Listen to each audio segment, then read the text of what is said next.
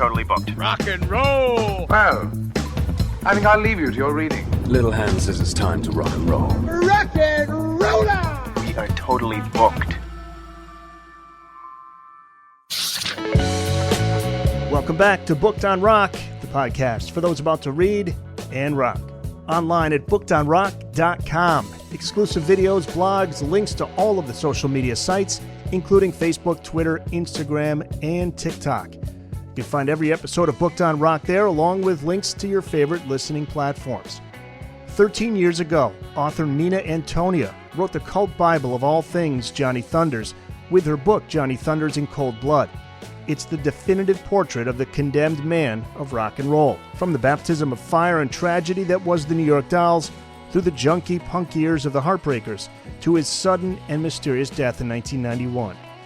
A brand new edition has just been released, adding a new closing chapter, bringing Johnny Thunders' legacy up to date, with new photos and a foreword by Mike Scott of the Waterboys. And Nina's here to talk all about it.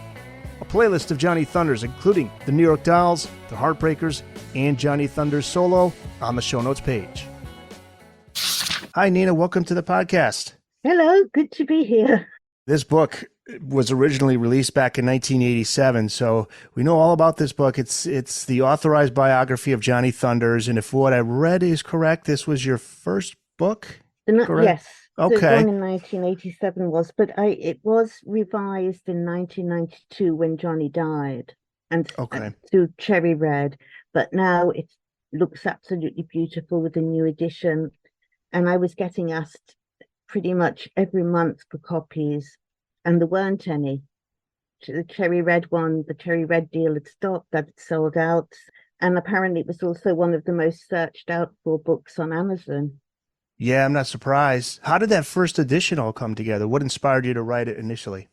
Well, I was a huge Johnny Thunders fan, and a book about Iggy had just come out called I Need More with Anne Werher, I think her name was.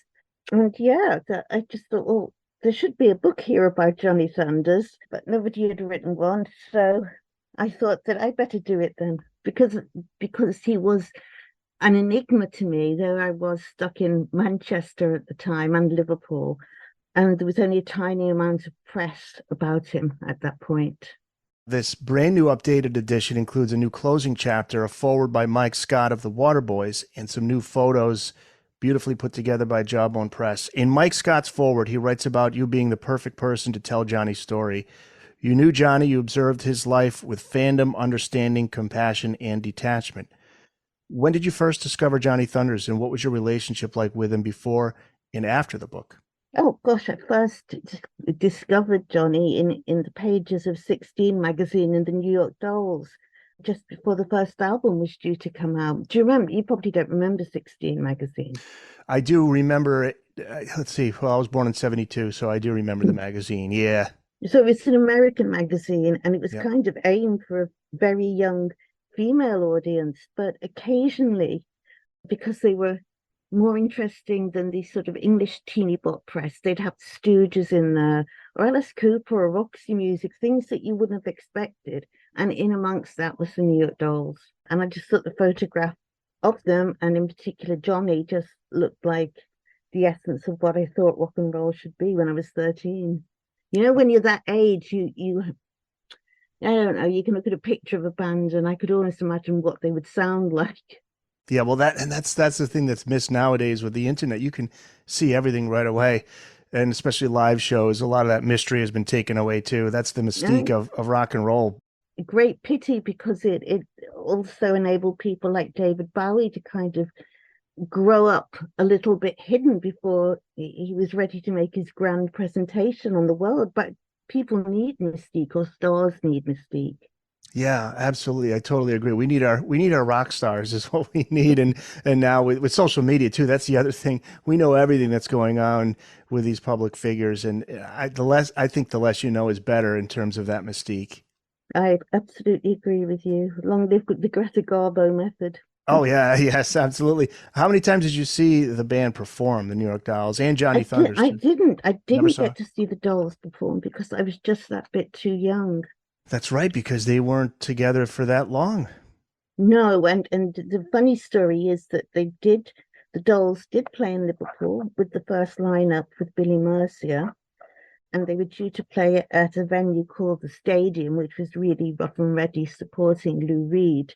And then Lou Reed had a tantrum and didn't want them to go on. So they almost but didn't quite play Liverpool. And then with the Anarchy tour, some of the dates were vetoed by all these morality groups because punk was thought to be the next big bedevilment upon children. So they had all the posters printed out for the Anarchy tour and the Heartbreakers, but the gig was pulled again. What's interesting about Johnny's story is that he was, as you write, both polite and insulting, charismatic and insular. As a child, he was shy, but he was also a live wire. Can you give us a brief backstory of Johnny, where he's from and what his childhood days were like? He was a child of the 50s. His father wasn't in the picture that much, right? He was a child of the 50s, but his older sister, Marianne, loved the girl groups, and they were very important to the New York Dolls and to Johnny, the sort of purity of it. And Johnny always sang Shangri-La songs, Give Him a Great Big Kiss. He did that beautifully. So that was the 1950s. And I think Johnny always retained purity of that era in what he was doing as a rocker in, say, the mode of Gene Vincent or Eddie Cochran. So he grew up in Queens. Unfortunately, his father was a womanizer, and he left Johnny's mother to be a single mother.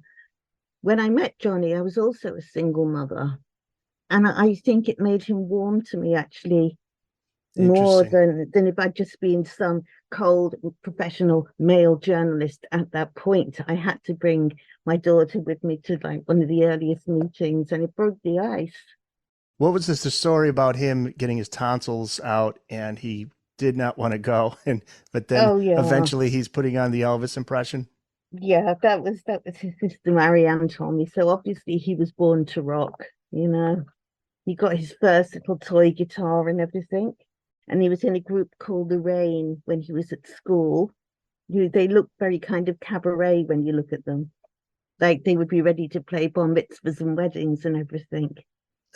That's right. He was a big Elvis guy. He also Keith Richards was the other thing, didn't he? Yeah, Keith Richards was the other thing. But I think I met his old sports coach, but I went to stay with Johnny's sister in Queens. He was very much the kind of hometown hero in a way, kind of like a legend.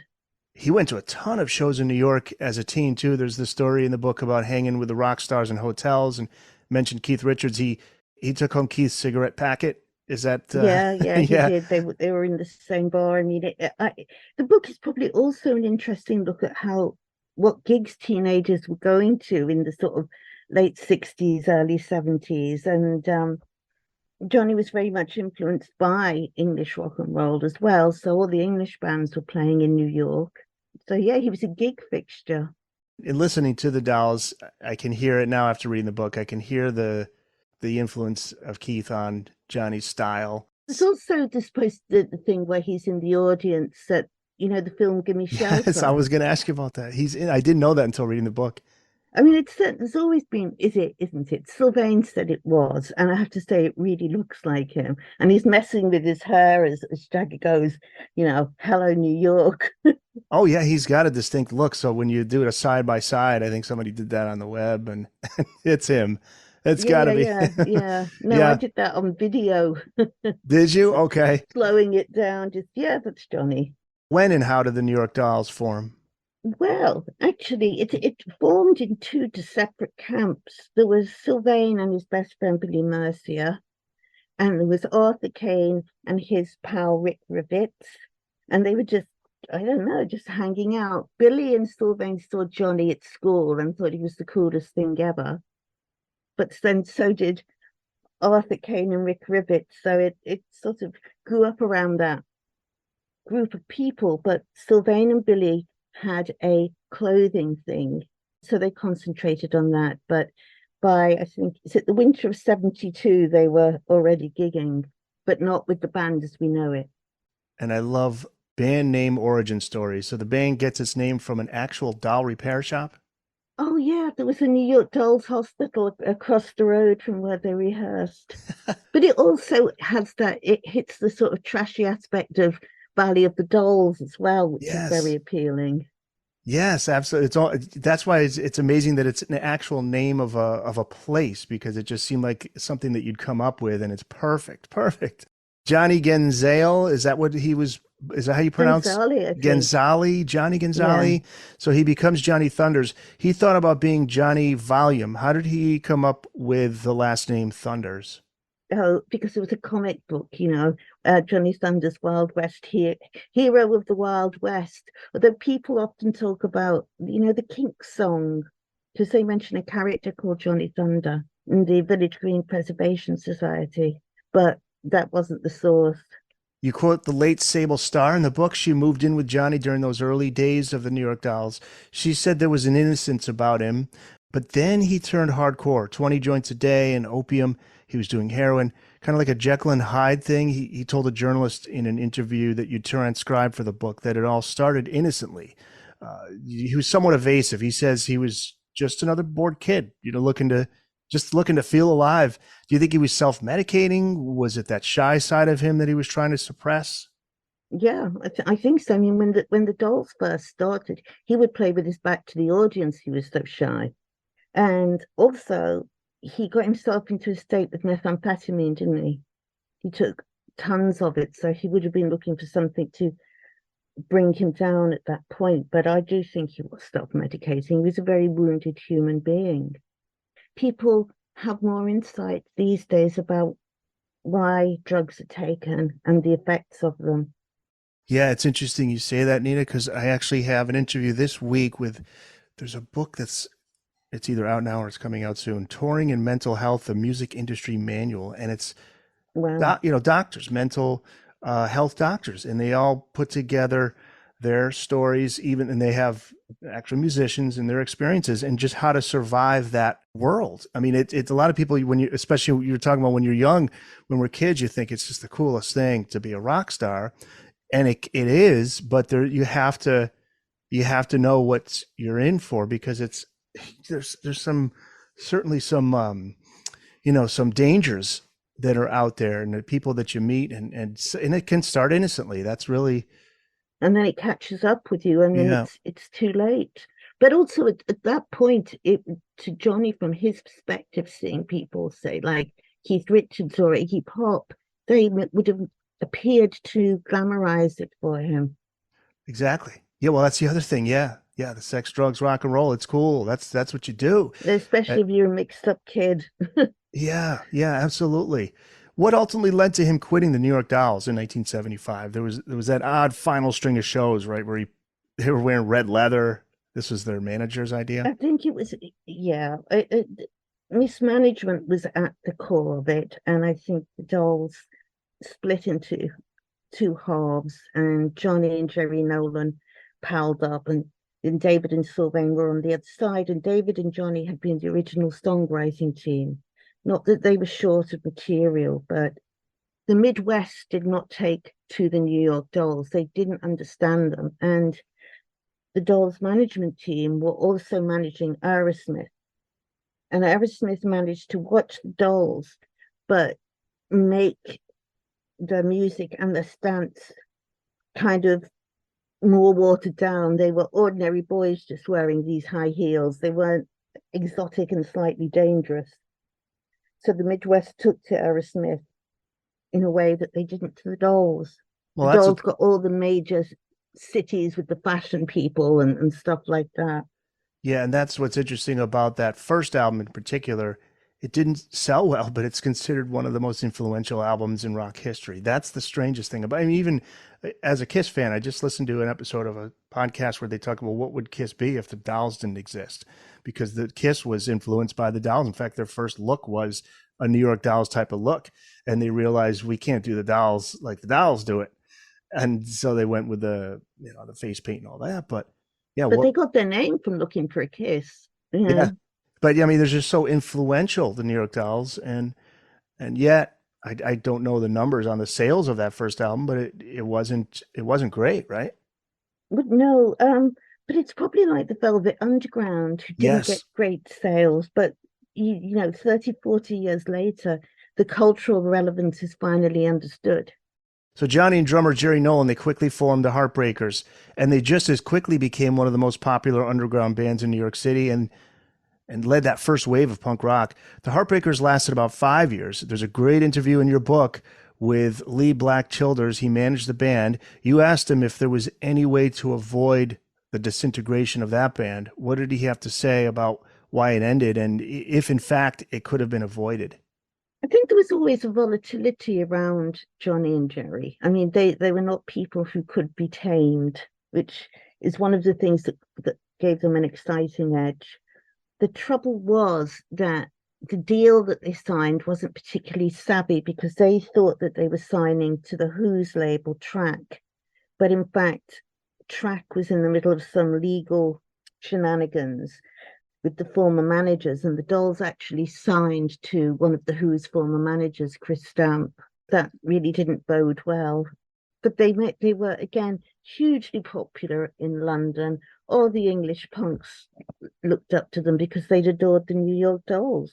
It was Marco Peroni, said that people weren't wearing leather motorcycle jackets in sort of punk bands until Johnny showed up with his wearing a leather motorcycle jacket. The Book Done Rock podcast will be back after this.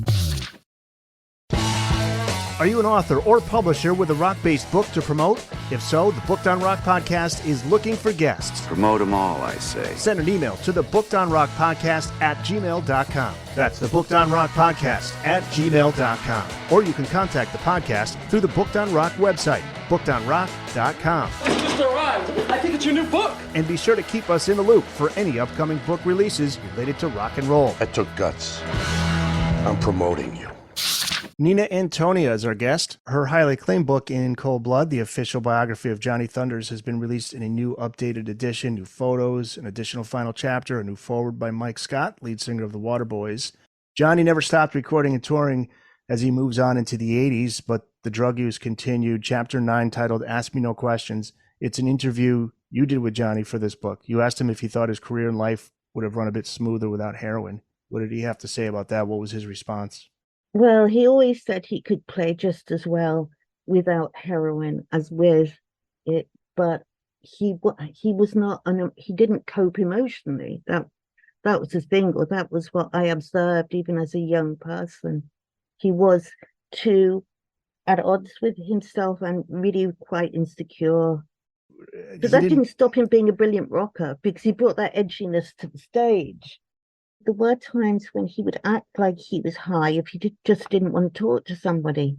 So he used it as a sort of closed door on some people. I mean, I remember that time well, because he had a German manager, Christopher, and he got onto a methadone program in France and was really he had his Swedish girlfriend then, who he very much loved, but he was beaten up by the French police just for being a junkie walking down the street. I mean, he wasn't doing anything bad, but that really set him back. When you asked him about his heroin use, he was comfortable with you. So did you feel any reservations asking it? Did you feel like maybe he would?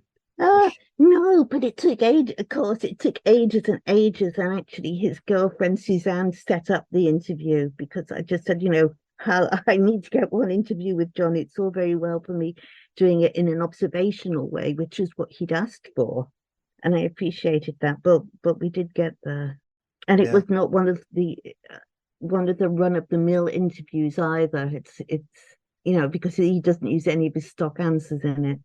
Yeah, that's the thing that's so impressive. Well, again, I think that goes back to he felt comfortable with you. He opened up a little bit more with you than he would with others. Yeah. And remember, though, he did have a very bad cold that day, so he was quite a trooper. But it had been a good day, because he was in the studio in Denmark Street. He was doing demos, and he'd had Mike Monroe and Steve Basses in to do backing vocals. Patti Paladin worked extensively with him during his Heartbreakers days and solo days. She told you that the obsession with his death plays such a major role in his career, so much so that it was gauged by it. How did Johnny feel about death? I wonder how he really felt about death. Did he fear it? Was he preoccupied with it, or did he just not care? Was he No, fearless? he just got on with it. But he was wise enough to know that there's certain people. I think one of his songs is the only way you get respect is when you're dead. So he kind of knew that, but he didn't sit there thinking about death. He looked at everything from a sense of being a really pure rocker and, loving his mother, and his mother loved him, and he was a homeboy in some ways. I just think, unfortunately, his drug use put him on a treadmill of having to gig and gig and gig and gig just to feed the habit, unfortunately. There is a term you use in the book that I found interesting, and you applied it to Johnny's self-sabotaging, big gig syndrome. What's the big gig syndrome? When he did gigs and he didn't really care about the venue or anything like that, he was superb and he really related to the audience and he'd have the best time ever. But if there was a gig where he knew that there was agents coming down and new labels, he'd drink on top of everything. He just would go into a meltdown. And it was very unfortunate because it meant that people weren't seeing him when he was really fantastic. He's a very human figure. I think that's what makes him so interesting, because we've all self-sabotage things, haven't we? I was going to say self-sabotaging is something we all do. It's I guess it's a self-esteem thing. Like, sometimes do we feel we deserve something? Is this something that I should be, if I got something good, I don't know if I can accept this. The only gig of Johnny's that I ever ran away from was the huge one in London. And he was really late out on stage. And I knew that all the press was there, and it was, once supposed to be one of these important shows. And he was such a mess when he came out. I just had my head in my hands, but because I felt so bad for him. Yeah, well, that's the thing too. People forget with these public figures, rock stars, there's a human being in there. And a lot of times it just becomes they're like, we've seen it with a lot of musicians too. They're in a place that they really shouldn't even be out there, but they're pushed out there on the road for money reasons. I think I would say, if you've ever watched the sort of last gigs of Amy Winehouse, they're tragic. Oh yeah, the name Jerry Garcia comes to mind because I remember when he, towards the end there, it was like, why is he out there? He doesn't look good. Like his head is hanging down. He's just like he's barely standing. And I'm a big Van Halen fan. I remember Eddie struggling in the early 2000s, and I went to see him on a tour, and you couldn't even recognize the songs he was playing. It's like, why is he even out there? But you know why? Money. Mm-hmm. All these people make money off of them, and they're like a commodity more than a human being. And I wonder now, these days, I suppose the business hopefully is different with the way they approach that, because, man, I remember there was an author talking about Uriah Heep. He wrote a book on, and back in their early days when they just toured night after night, there'd be a band member that broke his hand or something, and they just said, no time for the emergency room. We just got to get out there and play. And it was like, it's sad. And like you say, he needed the money from touring because the album sales weren't like that of an Aerosmith, so that's how he made his money. That's how he made his living. But he was absolutely adored in certain places. He was walked down the street in Paris, walked down the street in Japan, walked down the street in London, and it was like the scene from a Martin Scorsese film, Did you get the feeling he enjoyed being famous, or was he uncomfortable with fame? I don't think he thought about fame, really. I think he was more like an old blues guy that has to keep going and trying to look as much of a dandy as he could, and it's about being cool. Yeah. And he was. He died in New Orleans, April 23rd, 1991. He was 38, and rumors surround his death. Wasn't it overdose? Was it foul play? And you get into it in the book. You write, quote, "From the moment Johnny Thunders vanished beyond the departure gate on April 22nd, 1991, his exact movements become harder to substantiate." So he gets on that flight headed for New Orleans. I believe you say in the book that he wanted to start over. Well, he'd gone to rehab. He'd gone to Hazelden because of his sister and some of his friends really wanting him to go there. But he unfortunately left early because he couldn't cope with the therapeutic side of it. It was too painful. But he had maybe a month or so of being clean. But he'd always, since about 1978, talked about going to New Orleans and getting a kind of New Orleans review, as in, 10-piece band with backing vocalists. So that's primarily why he went out there. And because Willie DeVille had some success in New Orleans as well. New Orleans is dangerous too, because that's one of my favorite bands that came out of the 90s was Blind Melon, and Shannon Hoon. He died in New Orleans, and they were saying like that's probably the last place he should have been to try to get clean and sober, because that place is just constant party all the time. So I'm sure there were a lot of temptations surrounding him. And apparently there was this sort of evil wave of people knowing that Johnny was in New Orleans as well, and how could they profit from that? Exactly. But part of me has also thought, like cats kind of crawl away to die. He was very ill. He was very weak. He must know that he was not in a good place health-wise. Jerry had tried to convince him to go into hospital. Jerry had even said, I will stay, I will sleep over, I'll make sure you're all right. But he didn't. He played Japan, where he was absolutely adored. And then he traveled on to New Orleans, where he died. He had a substantial amount of money on him. So he had these big leather saddlebags where he tended to put all his money into it. That was ransacked. Anything of any worth in the room was ransacked. I personally don't think that he was murdered. I think people enjoy making up conspiracy theories, but certainly he wasn't helped. An ambulance should have been called for him. There's the story that he had leukemia too. That was something that showed up. I've read the coroner's report, and that points to it being leukemia from everything that the coroner found, but they didn't do enough tests really. If his sister even got a private detective to try and find out more, and they couldn't. I think his sister said, well, the New Orleans police thought, oh, this is just another junkie John Doe on a Saturday night. Let's move this along as fast as possible.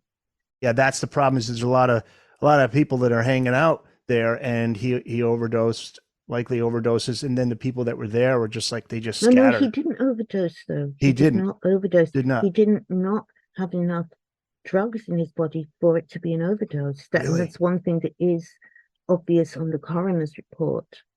They record how much that there are drugs in the body, but it actually says, but it's not of an overdosable level, because he was dying because he was ill.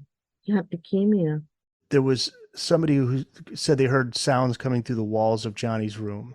There were people in there stealing things, or Johnny's final death throes. It's just too painful to think about. The worst thing for me is that he died by himself without anybody to hold his hand. It was really tragic. Well, there is an additional last chapter in your book, and you say this will be the final version of the book. And for listeners who either have the original edition or are going to buy a copy of this for the first time, what's in that chapter that you can tell us, and what do you hope that last chapter will serve the readers and fans of Johnny Thunders in terms of telling his story? Oh, that's a very hard one to say. You might be able to say, but I just wanted to really tackle the subject of addiction, and that as Johnny, as an older person, really did not want to follow the same route that he had. And also all the beautiful things in the world that he missed by dying young. I mean, he's got absolutely lovely children and grandchildren, all the people who would have loved him. If somebody hasn't heard or just only heard a little bit of the Dolls or his solo work, what do you recommend? And I know that first album by the Dolls is always probably at the top of the list, but he's got some great work that he did as a solo artist too, with the Heartbreakers. Oh, I like Hurt Me, but I like all of it. I'd say the first Dolls album and the first Heartbreakers album, and So Alone, and just the list goes on. I mean, we're not short of wonderful material, but I think the other thing that I say in the final chapter is that his stuff wasn't just out and out rock and roll. There was also, a more introspective side of him. In some ways, I guess Johnny died like how he would have wanted to live, the awful live fast, die young thing, but it's still a tragedy. If you had to pick a favorite song or a song that defines him? Oh, you know which one that would be. You can't put your arms around a memory. I was listening to a ton of Dolls just getting ready for the interview, and man, and I got to listen to more of his work with, after the Dolls, because like you say, it's very good. It's not, there are some of the Dolls in there in that sound, but he's kind of going off into his own direction. He's doing some things. Well, I mean, the best track on the second album, Too Much Too Soon, is Chatterbox. I love that. That tells you kind of where he's moving forward to, and because that was his solo song, and he really had to fight to sing that. David Johansen was like, "What am I supposed to do? Play a tambourine while he's singing?" And yeah, he was. Anyway. The brand new edition of In Cold Blood, the official biography of Johnny Thunders. It's out now through Jawbone Press, available wherever books are sold. And is there anywhere people can find you online if they want to reach out to you, Nina? Oh, yeah. I have a website, which is Nina Antonia Author. And I'm on Twitter at Nina Antonia 13. Excellent. All right, Thank Nina. you very, very much for this. It was really enjoyable to talk to you. Unfortunately, it's a very rainy day in London. Oh, is How it? is it where you are? Oh, well, we just ended a heat wave here in New England, here in the U.S., and boy, it could wear you down. We welcome the rain here, I tell you. But yeah, London, boy, I'd love to go to London one day. I've never been. Well, if you ever do, give me a call. Yeah, absolutely. I sure would. On the sort of places that Johnny would have visited kind of tour. Oh, man, that'd be cool. Well, I got your email. I'll reach out. Take care. Bye. You too.